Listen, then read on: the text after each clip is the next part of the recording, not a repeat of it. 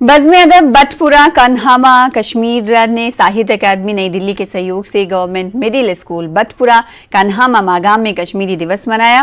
कार्यक्रम में वादी कश्मीर के कवियों ने हिस्सा लिया। सम्मेलन 3 सत्रों में आयोजित किया गया। महफिल मुशायरा, महफिल समा और महफिल मकालात निजामत नज़ीर शाहिद ने की और जोहर रमज़ान ने मुख्य अतिथि के रूप में शिरकत की।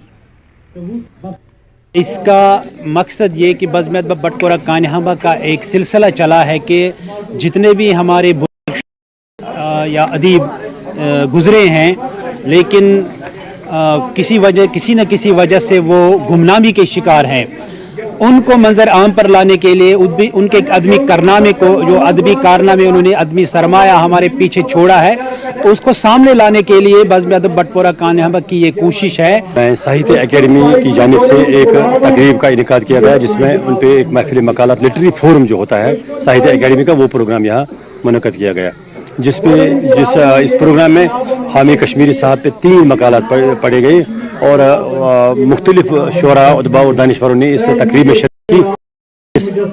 जो सूफी शायर रहे हैं हामी कश्मीरी साहब, उन्हें खराज अक़ीदत पेश किया।